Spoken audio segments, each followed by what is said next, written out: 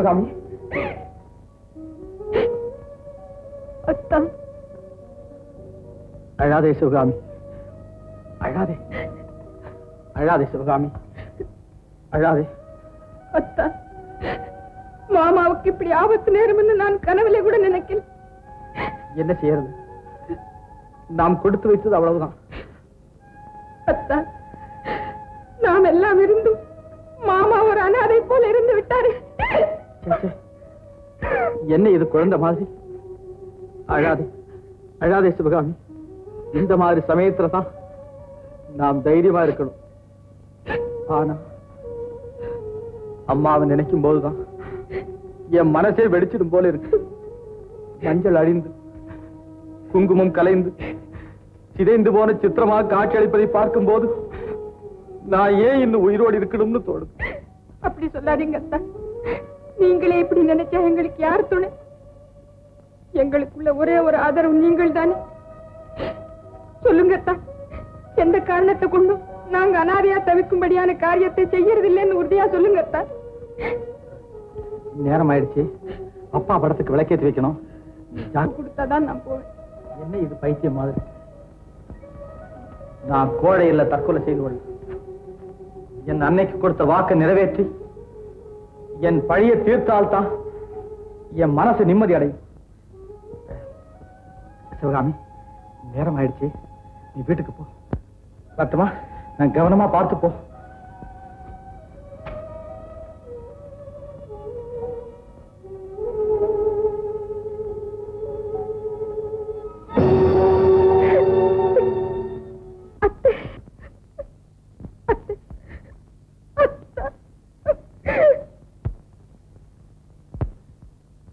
அத்தை, நீ வாய் திறந்து பேச பழகிய நாள் முதலாக இந்த வார்த்தையை கேட்டு பூரிப்படைந்தவள் தான் சிவகாமி. நான் என்னை அத்தை என்று அழைக்க உனக்கு கற்றுத்தவளே நான் தான். இன்று அதே வாயில் இருந்து வரும் அதே வார்த்தையில் இல்லை நான். அதிர்ச்சி அடையாதே. உன்னை நான் கோபிக்கப் போவதில்லை. உன்னிடம் நான் ஒன்றை எதிர்பார்த்து வந்தேன். சொல்லுங்கள், நான் என்ன செய்ய வேண்டும்? சிவகாமி, முத்தையன் வாழ வேண்டும் என்று நீ விரும்புகிறாயா? ஏன் சந்தேகப்படுகிறீர்கள்? அவர் வாழ்வுதான் என் வாழ்வு. அவர் சுகம் என் சுகம். அத்தானுக்கு ஒரு ஆபத்து என்றால் என்னால் தாங்கவே முடியாது. உண்மையிலேயே இது உன் உள்ளத்திலிருந்து வரும் வார்த்தைகளா இருந்தால் முத்தையனுக்கு உன்னால் எந்த விதமான ஆபத்தும் வரக்கூடாது. என்னத்தை சொல்றீங்க? நான் அவருக்கு ஆபத்துண்டு பண்றதா? என் அத்தானுக்கு நான் ஆபத்துண்டு பண்றதா? அத்தை, என் உயிரை இழந்தாலும் இழப்பேன், என் அத்தானை இழக்க மாட்டேன். என் நிலையும் அதுவேதான். என் உயிரை இழக்க முடியும். ஆனால் என் குடும்பத்தின் ஒரே வாரிசு, என் குலத்தின் ஒளி விளக்கு, என் வாழ்வின் ஜீவஜோதி, என் மகனை நான் இழக்க முடியாது சிவகாமி. என் மகனை இழக்க முடியாது. அத்தை, அவரை நீங்கள் இழக்கும்படியா நான் என்ன தீங்கு செய்துவிட்டேன்? நீ எனக்கு தீங்கு செய்யவில்லை. உன் மீதும் எனக்கு எந்த விரோதம் கிடையாது. ஆனால் நீ இங்கு இப்படி வருவது நம் இருவரு குடும்பங்களுக்கும் இடையே இருக்கும் மனக்கசப்புக்கு நல்லதல்ல.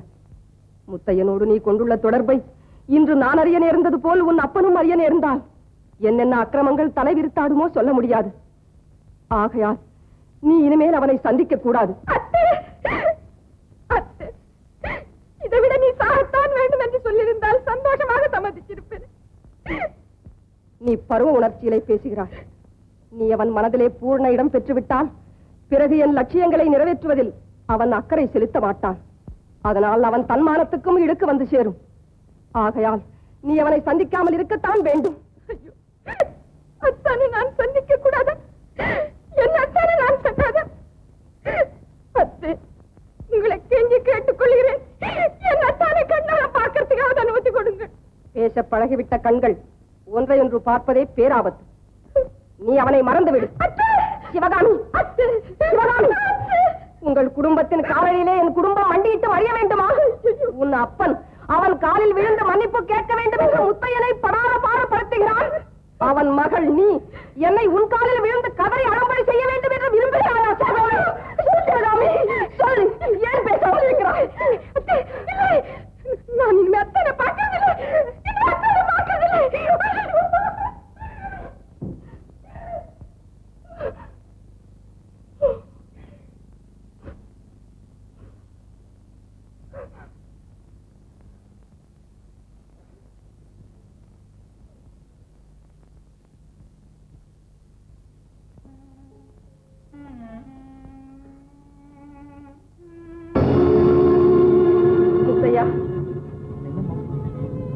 சிவகாமிடம் எதிரியின் மகள்.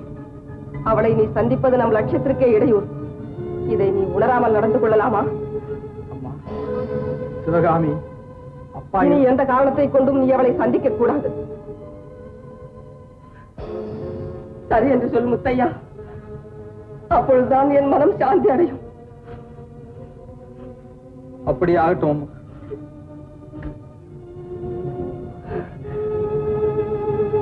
அத்தான், சிவகாமி, காயம் பலமானதா அத்தான்? பயப்படுறதுக்கு ஒண்ணு இல்ல சிவகாமி. ஆமா, இப்படி ராத்திர தனியா வந்தா உங்களுக்கு ஆபத்துன்னு தெரிஞ்ச பிறகு நான் எப்படி அத்தான் நிம்மதியாக இருக்க முடியும்? சிவகாமி, உன் உள்ளத்தை என்னால் உணர முடியும் சிவகாமி. ஆனா அம்மா ஏதாவது உன்னை பற்றி தவறா நினைச்சிட்டா? அத்தையின் வார்த்தையை மீற வேண்டும் என்று நான் கனவிலே கூட நினைக்க மாட்டேன் அத்தான். ஆனால் சிவகாமி, சந்தேகப்படாதே. இதோ என் அன்னையின் சாட்சியாக இன்று முதல் நீ என் தான். சிவகாமி, நீ விரைவாக வீட்டுக்கு போ. ஏதாவது தகவல் இருந்தால் வள்ளியிடம் சொல்லி அனுப்பு. நான் உடனே பதில் அனுப்புகிறேன். சரி, அப்ப நான் வரட்டுமா? சரி சிவகாமி.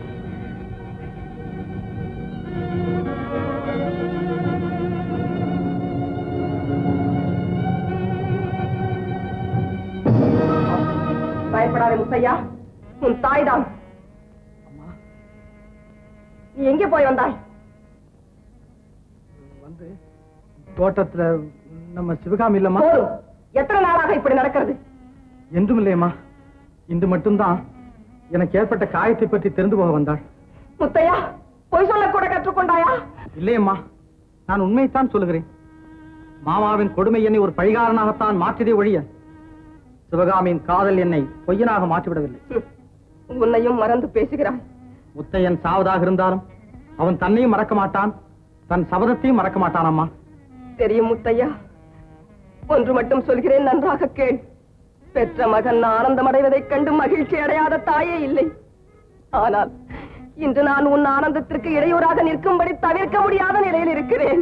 அம்மா, அறிவேன் மகனே உன் மனப்போராட்டத்தை. அதை போல் நீயும் அறிந்து கொள்ள வேண்டும் உன் தாயின் உள்ள கொதிப்பை. உன் தந்தையின் பிணத்தருகே நான் செய்த சபதத்தை நிறைவேற்றும் வரை நீ சிவகாமியை மறந்து விட வேண்டும். சிவகாமி மறப்பதா? நான் சிவகாமி மறந்து விடுவதா? ஐயோ, எப்படியம்மா அவளை மறப்பது? என்னையா கேட்கிறாய் எப்படி என்று? கொலையுண்டு போன உன் தந்தையை எண்ணிப்பார், நிலை கெட்டு போன உன் தாயை எண்ணிப்பார், தலை நிமிர முடியாத உன் நிலைமையை நினைத்துப்பார். மாமனை பழி வாங்குவேன் என்று சுடுகாட்டிலே செய்த சபதத்துக்காகவா இன்று அந்த படுபாதகன் மகளையே காதலிக்கிறாய்? உன் மாமனை என் காலடியில் விழ வைப்பேன் என்று உறுதி சொன்னதுக்காகவா அவன் மகளின் காலடியில் நீ விழுந்து கிடக்கிறாய்? என்னை தவறாக புரிந்து கொண்டிருக்கிறீர்.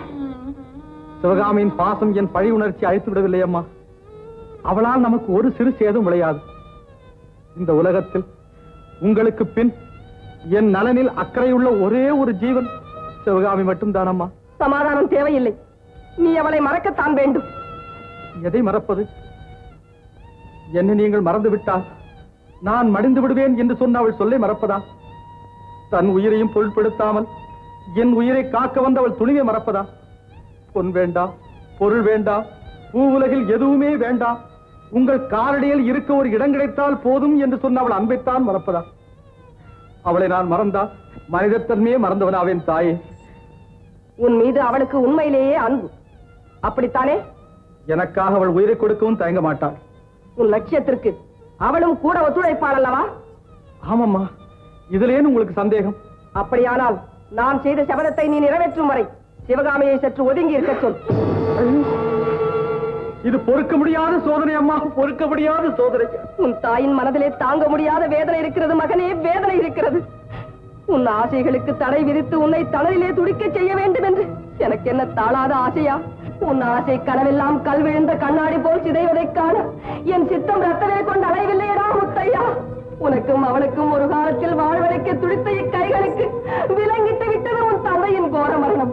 உன்னையும் அவளையும் மனக்கோலத்தில் ஒரு நாள் காணப்போவதை அன்று எண்ணி எண்ணி பூரித்த உள்ளவராயுது. அதே உள்ளம் இன்று உங்களை பிரிக்க வேண்டி வந்ததற்கு வெம்பி வெம்பி வேகுதடா என் மகனே. உன் காதல் வளர்ந்தால் உன் மாமன் முன் நீ மண்டியிட வேண்டி வரும். சவக்காட்டில் நீ எடுத்த சபதம் முக்காடிட்டு ஒளிந்து விடும். நான் அவன் முன் தலை குனிய வேண்டும். அம்மா, மீண்டும் மீண்டும் சொல்ல எனக்கு விருப்பமில்லை மகனே. என்றாலும் இறுதி முறையாக கூறுகிறேன், என் சபதம், சிவகாமியின் காதல், இந்த இரண்டையும் உன் மனத்திராசிலே எடை போடு. எதற்கு அதிக மதிப்பீடு கொடுக்கிறாயோ கொடு.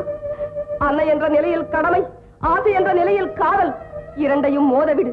எது வெற்றி பெறுகிறதோ அதற்கு ஆதரவு கொடு. மகனுக்கு கட்டளையிட வேண்டிய மாதா மன்றாடும் பரிதாப நிலைக்கு வந்து விட்டேன். இதற்கு மேலும் கெஞ்சி என் நெஞ்சமிடம் கொடுக்காது முத்தையா, என் நெஞ்சமிடம் கொடுக்காது. அம்மா, என் குறைகளை உங்களிடம் சொல்லாமல் நான் வேறு யாரிடமம்மா சொல்லப் போகிறேன்? தாய் ஆதரித்தால் தானே தாரணியை ஆதரிக்கும். என் உள்ளம் என்ற கோயிலுக்கு நீங்கள் தெய்வம், அவள் தீபம். என் வாழ்வு என்ற நதிக்கு நீங்கள் ஒரு கரை, அவள் மற்றொரு கரை. என் சடலம் என்ற மரத்திற்கு நீங்கள் வேர், அவள் நீர். இந்த நிலையில் நான் எதையம்மா வெறுப்பது? நீங்கள் இல்லை என்றால் நான் இல்லை என்பது உண்மை. ஆனால் நான் இல்லையானால் அவள் இல்லை என்று ஆன பிறகு நான் எப்படியம்மா அவளை மறப்பேன்? இரண்டு கண்களில் உனக்கு எது முக்கியம் என்று கேட்கின்றீர்களே, நான் எதை சொல்லுவேன்? அம்மா, நான் சேவை செய்ய எனக்கு தாயும் வேண்டும், சேவை செய்யப்பட எனக்கு தாரமும் வேண்டும். வாழ்விற்கு முதல் ஆதாரம் தாய், தாய்க்கு பின் தாரம். தாய்க்கு பின் தாரம். ஆம் தாயே, தாய்க்கு பின் தாரம். அப்படியானால் நான் செய்த சபதத்தை முதலில் நிறைவேற்றி. ஐயோ, என்னை தர்ம சங்கடமான நிலையில் வைத்து விட்டீர்களே அம்மா.